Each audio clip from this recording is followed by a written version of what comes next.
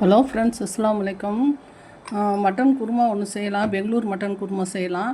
இது மட்டன் வந்து ஒரு 1/4 கிலோ அளவுக்கு நான் எடுத்து வச்சுருக்கிறேன். நல்லா கொழுப்பு எலும்பு எல்லாம் கலந்த மாதிரி எடுத்து வச்சுக்கோங்க. அதுக்கு என்னென்ன தேவைங்கிறத ஒவ்வொன்றா நான் சொல்கிறேன். சின்ன வெங்காயம் பாருங்கள், இந்த அளவுக்கு 100 கிராம் அளவுக்கு நான் உரித்து எடுத்து வச்சுருக்கிறேன். இஞ்சி பூண்டு வந்து கொஞ்சம் எடுத்து வச்சுருக்கேன். தேவைப்படுற அளவுக்கு நம்ம இஞ்சி பூண்டு போட்டுக்கலாம். வந்து 2 ஸ்பூன் போடணும். இப்போ இது தேங்காய் கூட தேங்காய், பச்சை மிளகா, கொத்தமல்லி தழை, இந்த முந்திரி ஊற வச்சுருக்கிறேன். இந்த முந்திரி இது 3ஐயும் ஒன்றா சேர்ந்து, இது 4ஐயும் ஒன்றா சேர்ந்து அரைச்சிக்கணும். நம்ம சின்ன வெங்காயத்தையும் நம்ம அரைச்சி எடுத்துக்கணும். தக்காளியை இப்படி பொடியாக இப்படி நீட்டு வாக்காக நான் கட் பண்ணி எடுத்து வச்சுருக்கேன். தக்காளியை இது எப்படி செய்யலான்னு பார்க்கலாம். ஃபஸ்ட்டு நான் அரைச்சிட்டு வந்துடுறேன். இதுக்கு வந்து மிளகு, சீரகம், பட்டை, ஏலக்காய், கிராம்பு இதெல்லாம் எடுத்து வச்சுருக்கிறேன். இதெல்லாம் வந்து போட்டு அரைச்சிக்கணும். தேங்காய் கூட இதெல்லாம் போட்டு அரைச்சிக்கணும். மிளகு, பட்டை, ஏலக்காய், கிராம்பு, சீரகம், தேங்காய், பச்சை மிளகா, கொத்தமல்லி தழை, முந்திரி இது எல்லாத்தையும் போட்டு ஒன்றா அரைச்சிட்டு, வெங்காயத்தை தனியாக அரைச்சிட்டு, இஞ்சி பூண்டு தனியாக அரைச்சி எடுத்துகிட்டு வரணும். நான் எடுத்துகிட்டு வந்துட்டு காமிக்கிறேன்.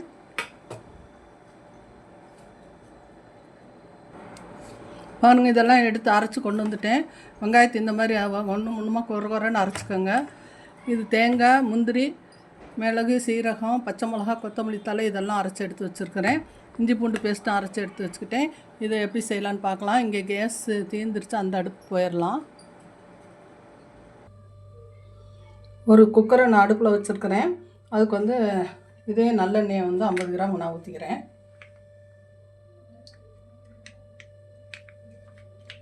இதே நல்லெண்ணெய் ஊற்றி நம்ம செஞ்சோம்னா அவ்வளோ சூப்பராக இருக்கும். பெங்களூர்லலாம் மோஸ்ட்லி அந்த மாதிரி தான் செய்வாங்க. இப்போ எண்ணெய் காயட்டும். எண்ணெய் காஞ்சதும் நான் கொஞ்சம் மிளகாவையும் 2 பச்சை மிளகா, கொஞ்சம் கொத்தமல்லி தழை அரிஞ்சு எடுத்து வச்சுருக்கிறேன். அதை இதோடு நம்ம சேர்த்திடலாம்.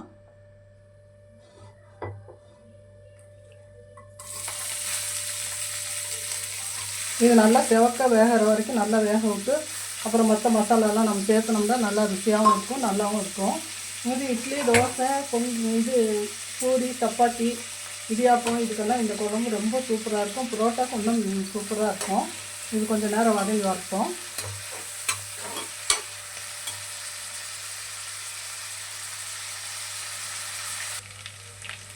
வெங்காயம் 3/4 பதத்துக்கு வெந்து வந்துருச்சு. இப்போ அரைச்சி வச்சுருக்க இந்த சின்ன வெங்காயத்தை இதோடு நம்ம சேர்த்திக்கலாம்.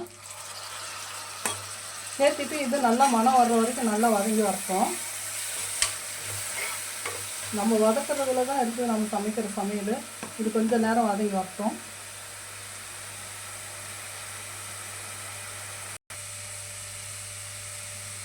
வெங்காயம் நல்லா வதங்கி வந்துருச்சு. இப்போ 2 ஸ்பூன் இஞ்சி பூண்டு பேஸ்ட் சேர்த்துக்கலாம். நம்ம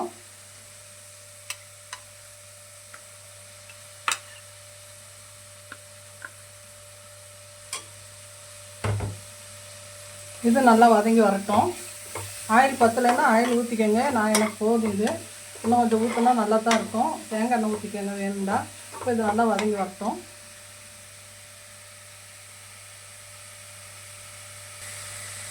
இஞ்சி பூண்டு பேஸ்ட் நல்லா வதங்கி வந்துருச்சு. இப்போ குட்டி குட்டியாக ஒரு 3 தக்காளி அரிஞ்சு வச்சுருக்கேன். அது இதோட சேர்த்திக்கலாம். அது தேவையான அளவு உப்பு இப்போ சேர்த்திக்கலாம். நம்ம சேர்த்துட்டு இது நல்லா கிளறி கொடுத்து கொஞ்சம் தக்காளி வதங்கட்டும்.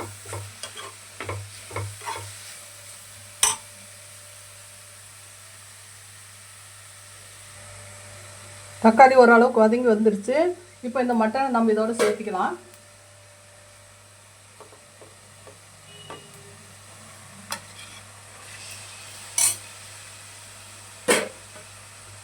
இதையும் சேர்த்துட்டு நல்லா கிளறி கொடுத்து அந்த பச்சை வாசனை போகிற வரைக்கும் கொஞ்சம் நேரம் கிளறி கொடுக்கலாம். இதை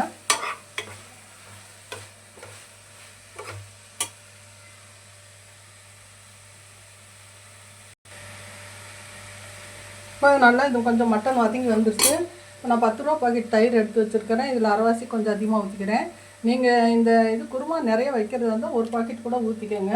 இது தக்காளி அதிகமாக சேர்த்தாதீங்க. தயிர் தான், தயிர், தேங்காய், முந்திரி இதுதான் அதிகமாக நம்ம சேர்த்தணும். சேர்த்தனா தான் இந்த குருமா வந்து நல்லா சூப்பராகவும் இருக்கும். ஜீரகம், மிளகு கூட சேர்த்துக்கோங்க. மிளகாத்தூள் கொஞ்சமாக சேர்த்துக்கோங்க. இப்போ இது நல்லா வதங்கி வரட்டும் கொஞ்சம் நேரம்.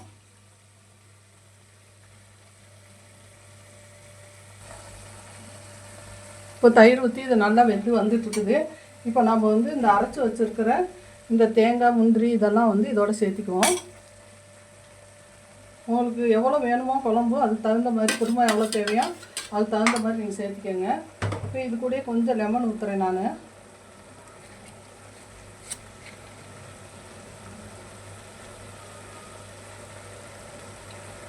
ஒரு அரை லெமன் அளவுக்கு ஊற்றுறேன்.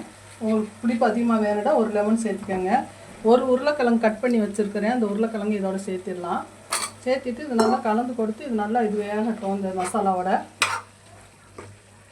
இப்போ இது கூடயே நான் வந்து மிளகாத்தூள் காரம் எவ்வளோ தேவைங்கிறது மிளகு போட்டிருக்குறோம், சீரகம் போட்டிருக்கோம், பச்சை மிளகா போட்டிருக்கோம். அதுக்கு தகுந்த மாதிரி நீங்கள் பார்த்து சேர்த்துக்கோங்க. நான் கொஞ்சம் மஞ்சள் சேர்த்துறேன்.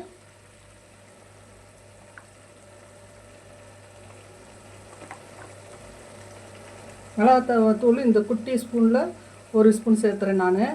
ஏன்டா அதில் காரம் இருக்கும். மல்லித்தூள் ஒரு ஸ்பூன் சேர்த்துக்கிறேன். சேர்த்துட்டு நீங்கள் காரம் வேண்டாம் ஒன்று கொஞ்சம் கூட சேர்த்துக்கோங்க. சேர்த்துட்டு இது நல்லா வந்து கலந்து கொடுத்து கொஞ்சம் நேரம் வேகட்டும்.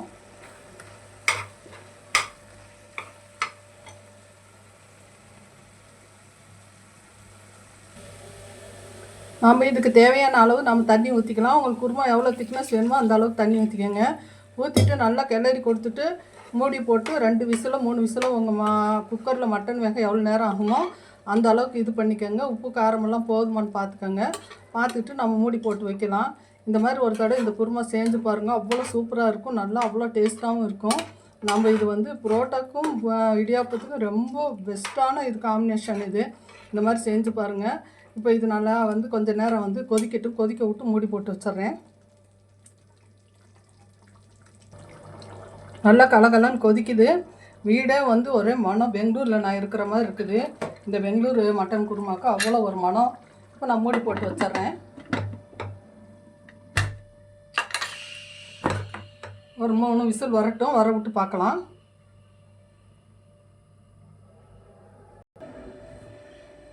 குருமா 3 விசில் விட்டு எடுத்துட்டேன். பாருங்கள் எவ்வளோ அழகாக எப்படி வந்திருக்குதுன்ட்டு. இது நல்லா கிரேவி வேணும் அதிகமாக வேணும் குருமா அப்படின்னா நீங்கள் உடஞ்ச தண்ணி வச்சுக்கோங்க. இப்போ பாருங்கள் இதே நல்லா சமமாக அழகாக வந்திருக்குது. இது கூட இப்போ நான் வந்து கொஞ்சம் கொத்தமல்லி தழையை சேர்த்துக்கிறேன்.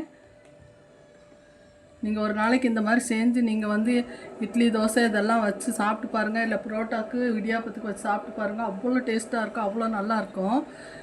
பாருங்கள் இந்த மாதிரி செஞ்சு பாருங்கள். சேலம் பாபிமா சேனலுக்கு ஆதரவு தாங்க. எனக்கு உடம்பு முடியாதனால அடிக்கொருக்கா வீடியோ போட முடியல. என்னால் நிற்க முடியல.